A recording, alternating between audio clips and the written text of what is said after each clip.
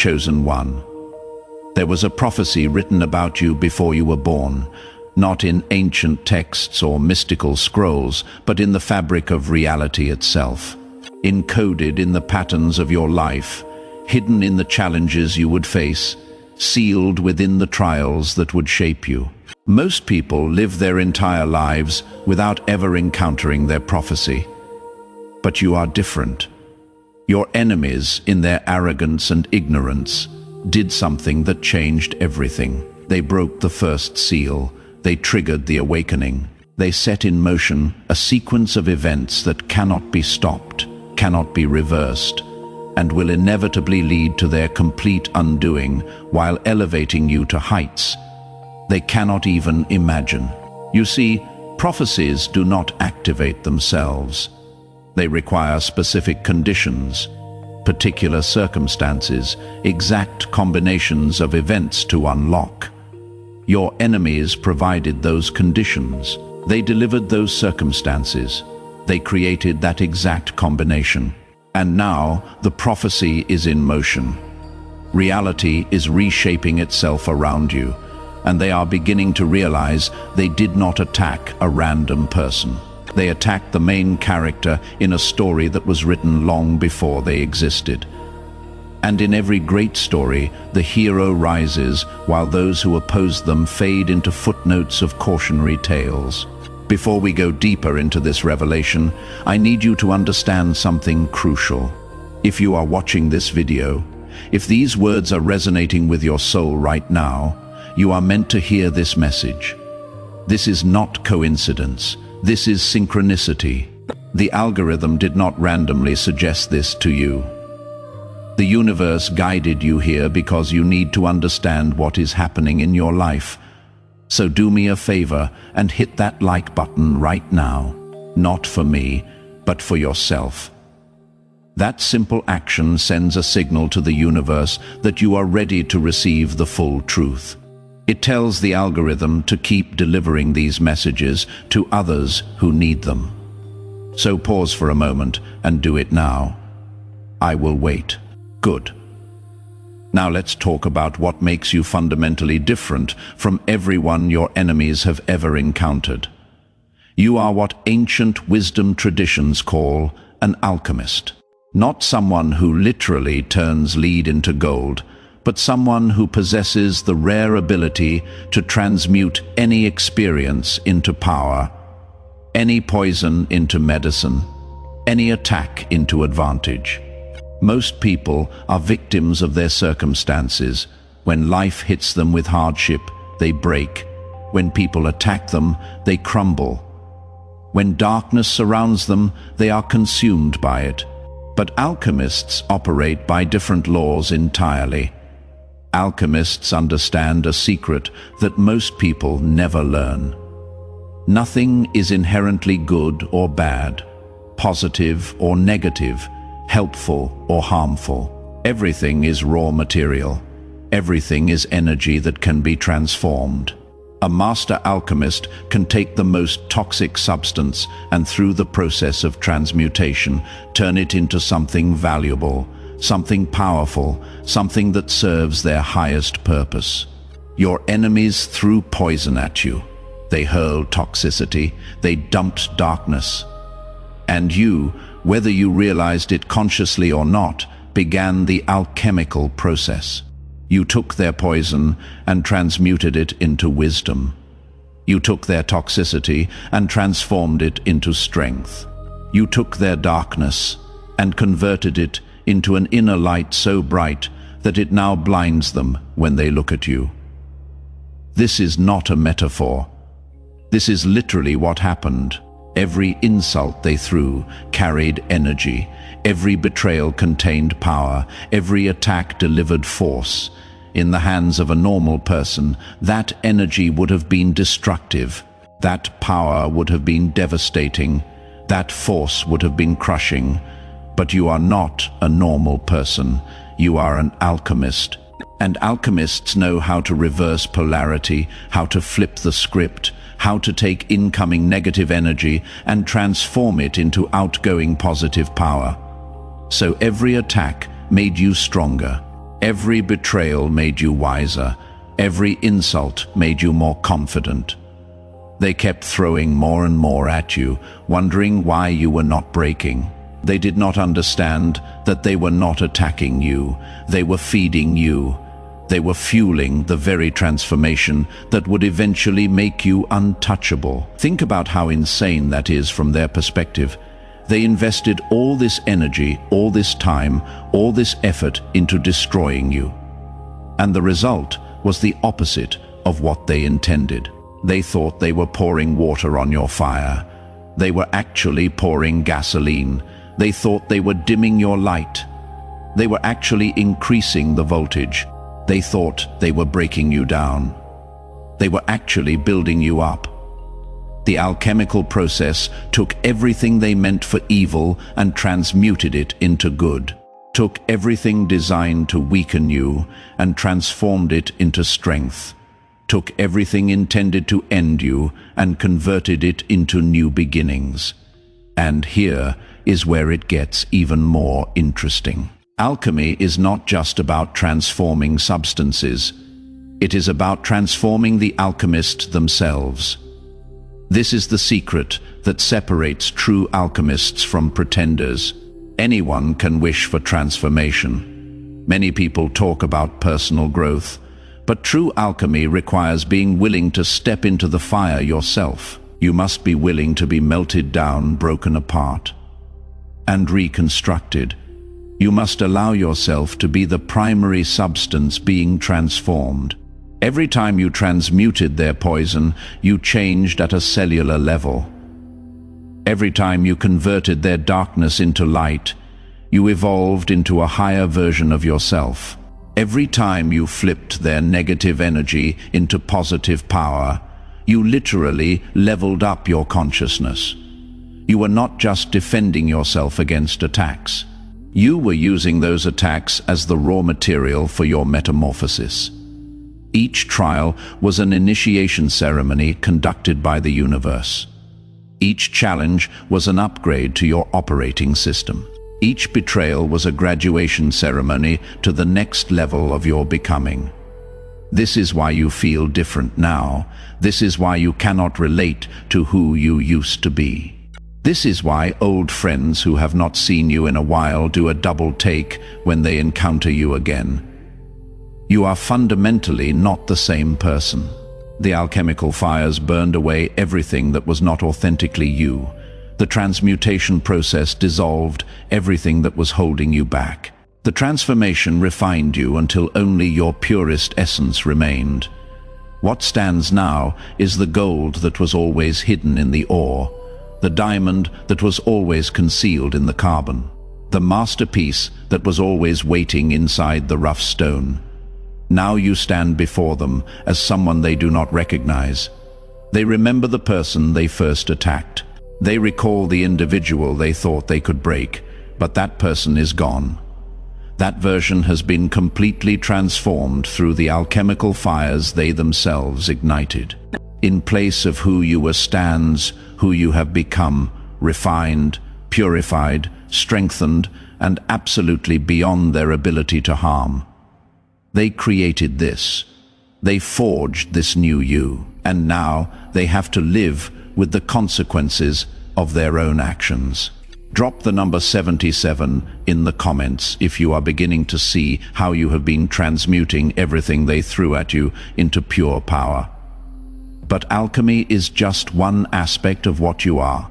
There is another dimension to your nature that they completely failed to perceive.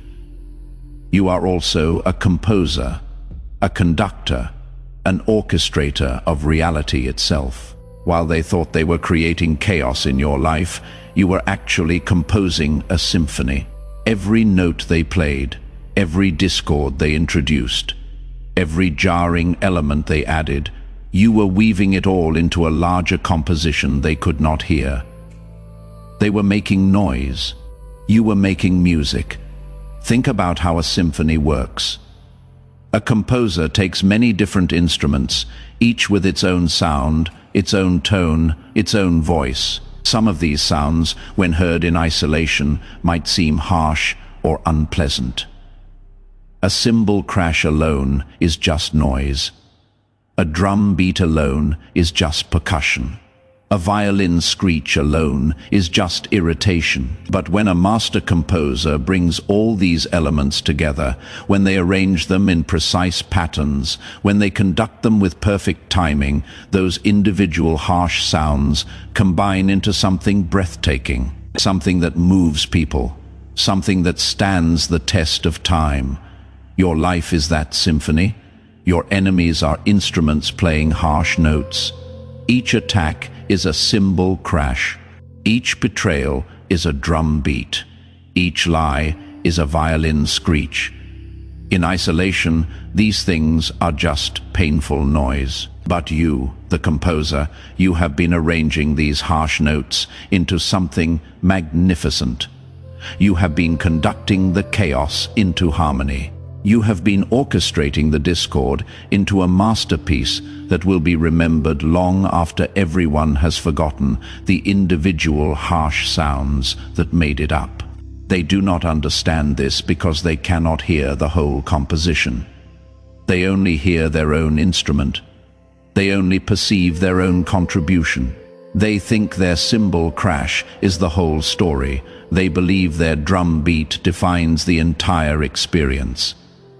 They assume their violin screech is what everyone will remember, but they are wrong. Their harsh notes are just brief moments in a much larger piece, fleeting dissonances that resolve into beautiful harmonies, temporary tensions that release into powerful resolutions.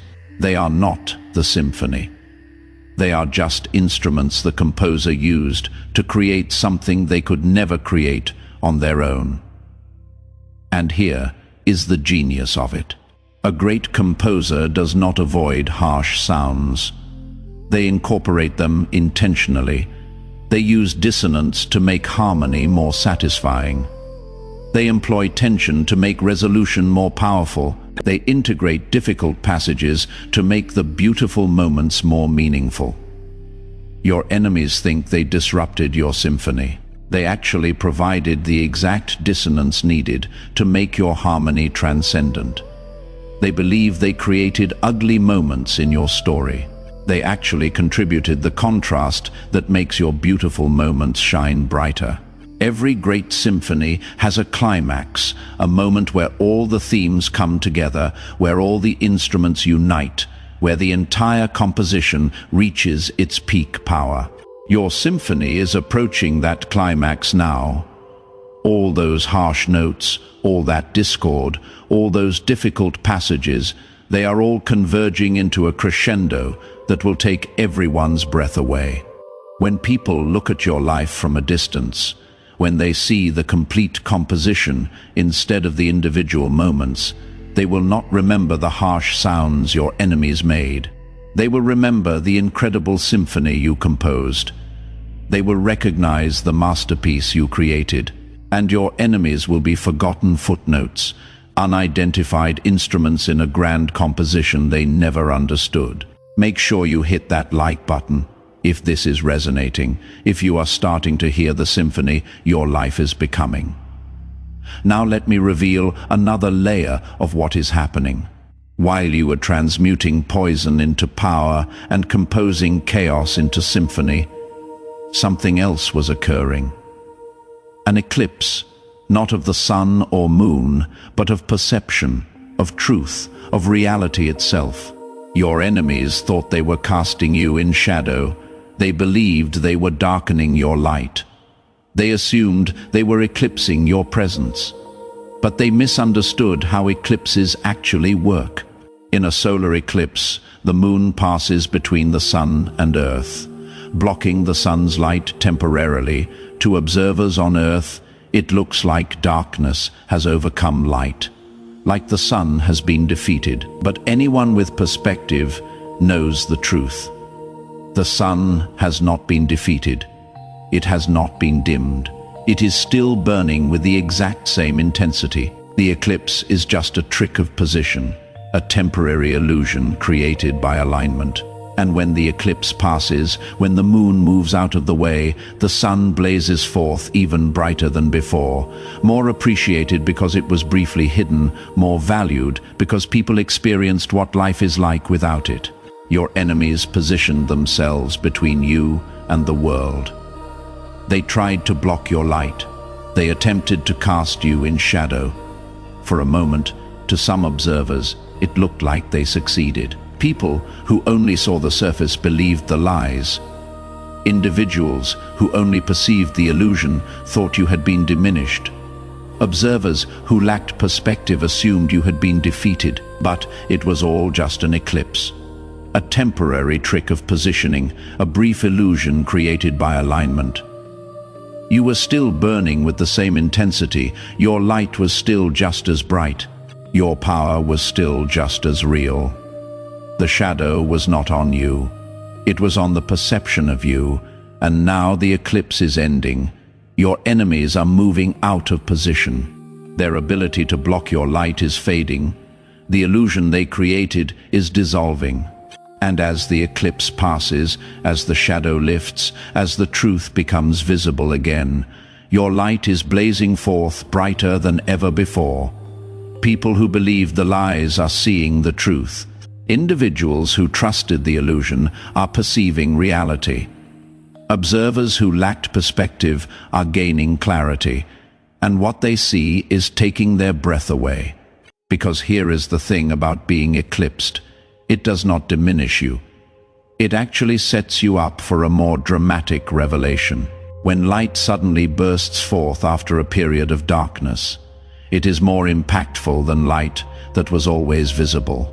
When truth suddenly emerges after a period of lies, it is more powerful than truth that was always obvious. When your authentic self suddenly becomes visible after being hidden, it is more impressive than if you had been visible all along.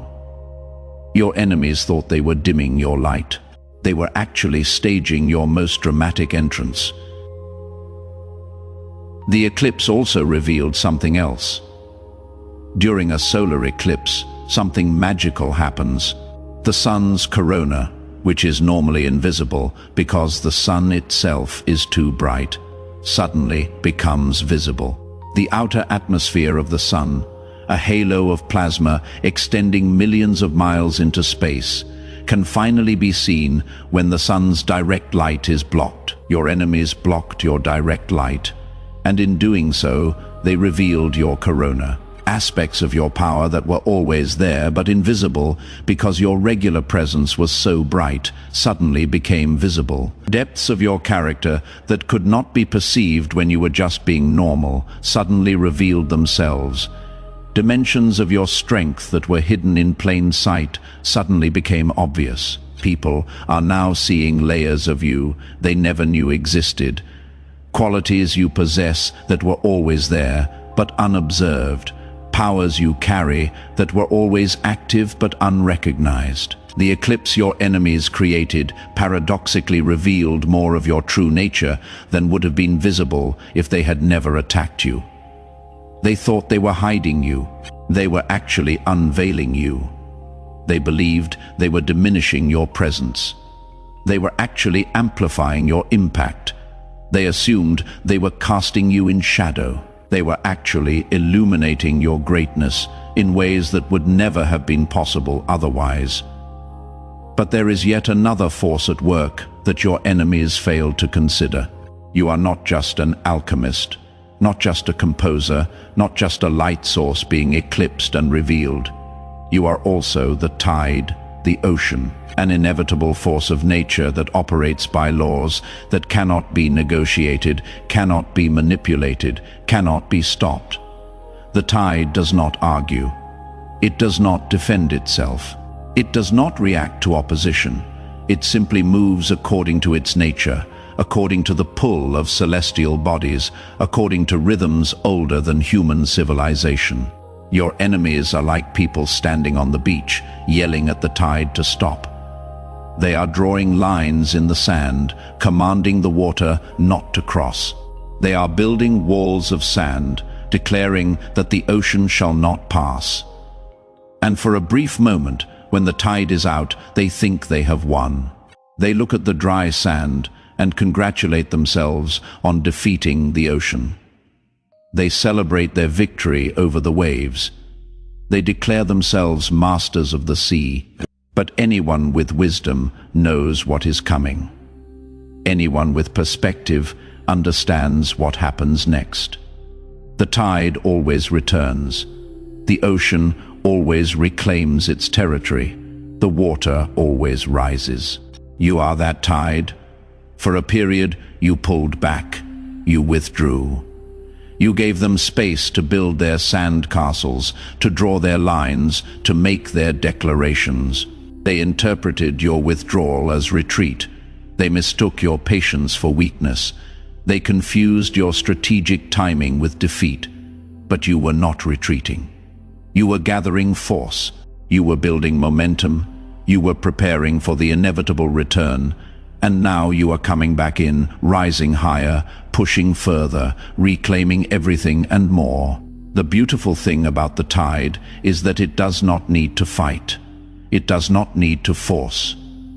It simply rises, and everything that cannot withstand it is swept away naturally.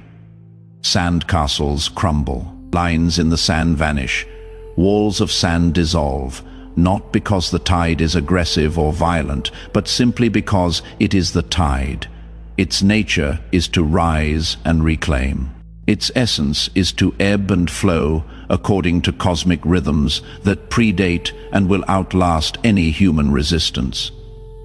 Watch what happens when the tide comes in. It does not announce itself with thunder. It does not demand attention with noise. It just moves forward, inch by inch, wave by wave, relentless and unstoppable. Children playing on the beach suddenly notice their feet are wet. Sunbathers realize their towels are getting soaked. People who thought they were safely above the waterline discover they need to move higher. And those who built elaborate structures in the sand watch helplessly as their creations dissolve back into the beach. This is your energy right now. You are not making threats. You are not issuing warnings. You are not announcing your return. You are simply rising, moving forward, reclaiming your space. And everyone who positioned themselves in your path is starting to feel the water around their ankles, starting to realize they built their foundations on sand, starting to understand that no amount of resistance will stop what is already in motion. Your enemies can resist all they want. They can yell, they can build barriers, they can declare victory. But the tide does not care about their opinions. It only cares about the gravitational pull that controls it. And that pull, that cosmic force, that universal law is on your side. You are rising now. Everything they built while you were withdrawn is beginning to crumble. Every line they drew is being erased. Every barrier they constructed is dissolving.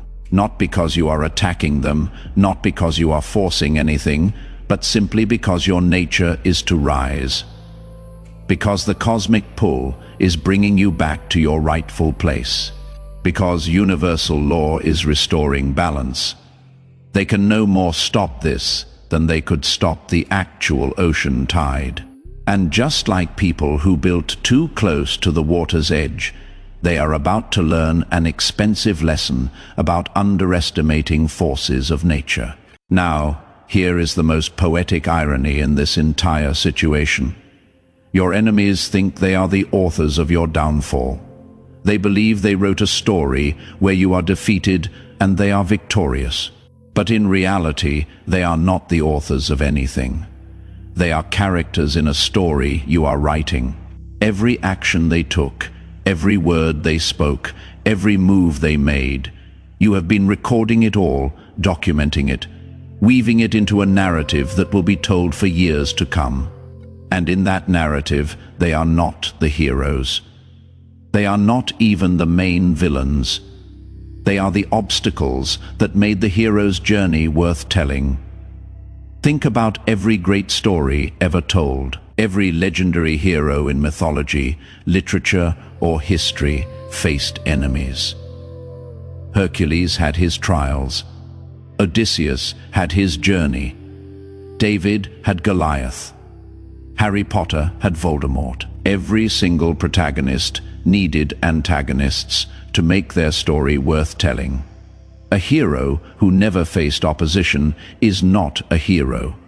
A victor who never faced a worthy opponent is not impressive. A success story with no obstacles is not inspiring. Your enemies provided the conflict that makes your victory meaningful. They delivered the opposition that makes your success impressive.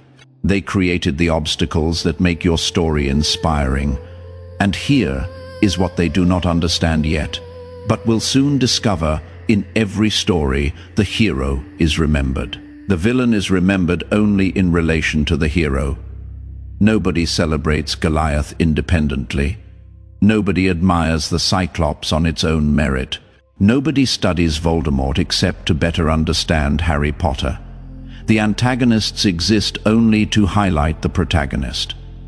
They are supporting characters in someone else's story. They think they are the main character, but they are just plot devices. They believe they are writing the narrative, but they are just providing the conflict that makes the real author's story compelling. You are the author. You are the protagonist. You are the main character, and they are just the challenging chapter that makes the rest of your story more impressive. Years from now, when people hear your story, when they learn about your journey, when they understand what you overcame, your enemies will be mentioned only in passing. Just brief descriptions of obstacles you overcame, temporary problems you solved, minor characters you outgrew. They will not be remembered for who they were. They will only be remembered for what you became in spite of them. This brings us to the culmination of everything.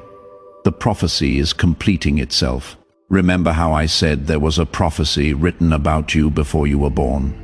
All of this, everything that has happened, every trial you faced, every enemy you encountered, every challenge you overcame, it was all part of that prophecy. The script was already written. The destination was already determined. The outcome was never in doubt. Your enemies thought they were choosing to attack you. They were actually fulfilling their role in a story that was set in motion before they existed. Prophecies are interesting things. They do not happen despite opposition. They happen through opposition. The prophecy does not say the hero will have an easy path. It says the hero will overcome obstacles and emerge victorious. Your enemies were those obstacles. They were the difficulty the prophecy required. They were the opposition necessary to create the triumph. Without them, the prophecy could not have been fulfilled. Without their attacks, your destined transformation could not have occurred. Without their darkness, your light could not have been revealed in its full glory. So in a way, you should thank them, not because they deserve gratitude, but because they played their part perfectly. They did exactly what the prophecy required them to do. They provided exactly the challenges you needed to become who you were meant to be. They delivered exactly the trials necessary to unlock your full potential. They were not your destroyers, they were your refiners, not your enemies in the ultimate sense. They were your unwitting assistants in the fulfillment of your destiny. And now, the prophecy is reaching its climax. All the pieces are in place. All the elements have aligned. All the conditions have been met. What comes next is not something you need to force or create. It is something that will unfold naturally, inevitably, cosmically. The alchemist has completed the transmutation. The composer has arranged the symphony. The eclipse has passed and the light is revealed. The tide has returned and is reclaiming its territory. The author has written the story, and the prophecy is fulfilling itself exactly as it was meant to. Your only job now is to step fully into your role, to embrace who you have become, to accept the power you have gained, to claim the destiny that has been prepared for you. No more doubting yourself. No more questioning your worth.